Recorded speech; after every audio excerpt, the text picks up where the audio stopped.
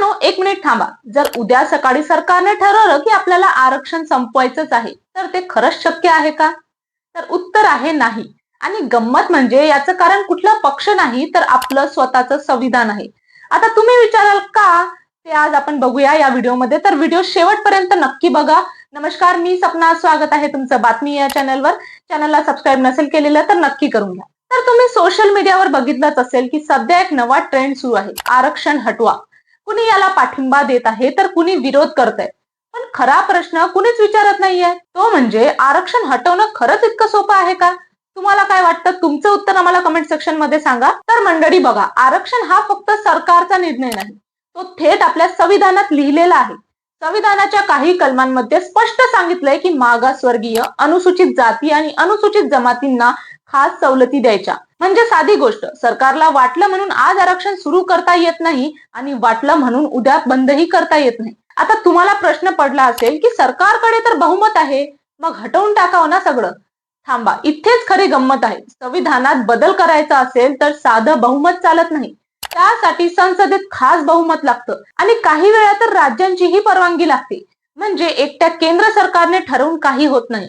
आणि समजा कशी बशी घटना दुरुस्ती झालीच, तरी पुढे उभं असतं सर्वोच्च न्यायालय.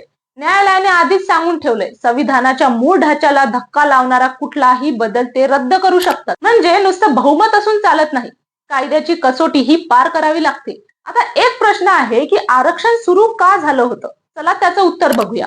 तर ते फक्त गरिबीमुळे नाही आलं. जुना सामाजिक भेदभाव आणि शतकानुशतकांचा अन्याय. संविधान बनवणाऱ्यांना वाटलं, ज्यांना संधीच मिळाली नाही त्यांना आधी समान पातळीवर आणायला हवं, म्हणून ही व्यवस्था आली. पण याचा अर्थ असा नाही की त्यावर बोलताच येत नाही. बोलता येतं. आर्थिक निकष असावेत का? क्रीम लेअर वाढवावी का? हे सगळे प्रश्न विचारता येतात.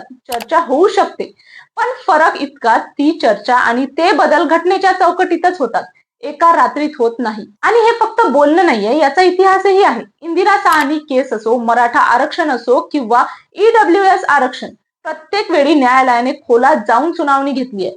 म्हणजे हा विषय भावनेचा नाही, हा विषय कायद्याचा आणि संविधानाचा आहे. मग आता उरतं की आरक्षण कायमचं राहणार का? खरं सांगायचं तर संविधान याचं ठाम उत्तर देत नाही.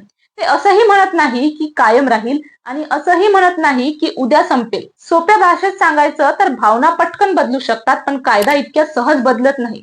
आणि शेवटी निर्णय होतो तो कायद्याच्या चौकटीतच. आता तुम्ही खाली कमेंट मध्ये एका ओळीत सांगा, तुम्हाला वाटतं का आरक्षण बदलायला हवं? पण एक विनंती, वाद घालताना आदर ठेवूया आणि बोलूया फक्त तथ्यांवर आणि संविधानावर. व्हिडिओ आवडला असेल तर लाईक, शेअर आणि सबस्क्राईब करा. चॅनलला सपोर्ट करायला विसरू नका. धन्यवाद.